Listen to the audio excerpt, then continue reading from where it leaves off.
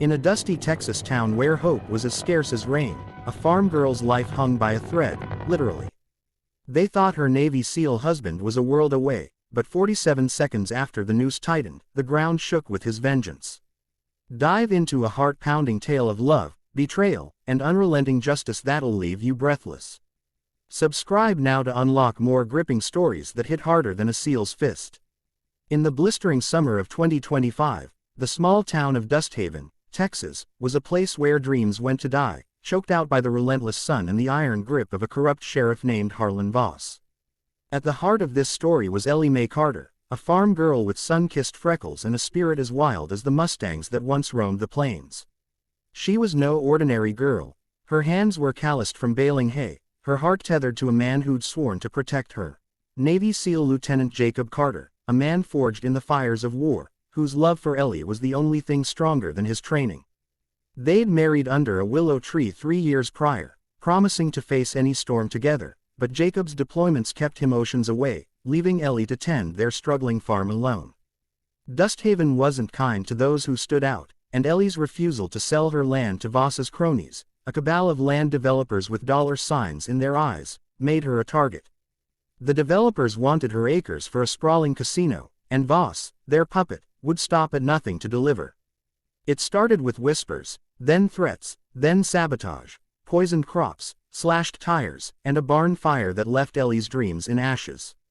Still, she stood firm, her daddy's old shotgun by her side, her faith in Jacob's return unshaken. But Voss was a snake, and snakes don't wait for heroes.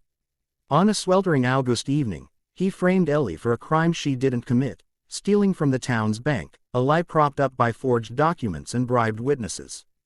The townsfolk, desperate for someone to blame for their own hardships, turned on her. They didn't just want justice, they wanted blood. A kangaroo court, led by Voss's oily smirk, sentenced Ellie to hang in the town square, a spectacle to break the spirit of anyone who dared defy him. As the noose tightened around her neck, Ellie's eyes scanned the horizon, whispering Jacob's name, clinging to the hope he'd promised, "I'll always come for you." The crowd jeered, the rope creaked, and the world faded to black for Ellie Mae Carter. But 47 seconds later, the ground trembled. A blacked-out Humvee roared into Dusthaven, tires screeching like banshees. Jacob Carter wasn't just home, he was a one-man reckoning.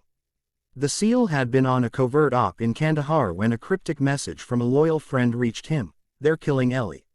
He'd bribed a pilot, hijacked a transport, and crossed continents in 36 hours, his heart a furnace of rage and love. The crowd scattered as Jacob leapt from the vehicle, his M4 carbine barking.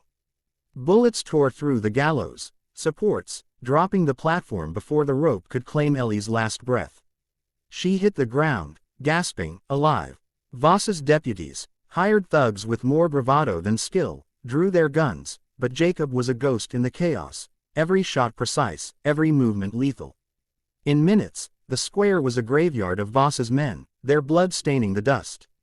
But Jacob wasn't done. He cradled Ellie, cutting the rope from her neck, his eyes promising retribution. The twist came when Ellie whispered a name: Clara. Clara Voss, the sheriff's own daughter, had been Ellie's childhood friend, a secret ally who'd tipped Jacob off. Clara, trapped under her father's thumb, had risked everything to save Ellie, but now she was missing. Jacob's mission shifted: rescue Clara, end Voss. The trail led to an abandoned mine, Voss's hideout, where he'd stashed Clara as leverage. Jacob infiltrated alone, navigating booby traps and ambushes with the precision of a man who'd danced with death 1,000 times. Inside, he found Clara, beaten but defiant, and a new shock: Voss wasn't just a corrupt sheriff. He was running a human trafficking ring, using Dusthaven as a hub, and Ellie's land was key to his operation. The developers weren't building a casino, they were building a front. Jacob's fury ignited. He took down Voss's guards with brutal efficiency, but Voss himself was slippery, escaping into the mine's depths. The chase was a cat-and-mouse game, Jacob's training pitted against Voss's cowardice. In a final standoff, Voss held a knife to Clara's throat, taunting Jacob: "You can't save everyone, hero."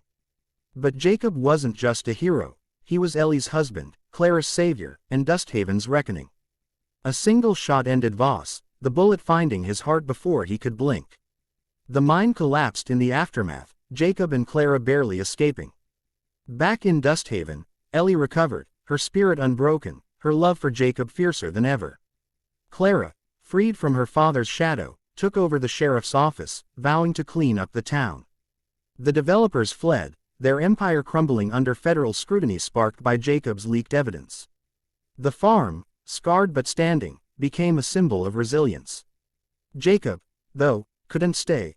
Duty called him back to the seals, but not before he and Ellie renewed their vows under that same willow tree, promising to face every storm together, no matter the distance.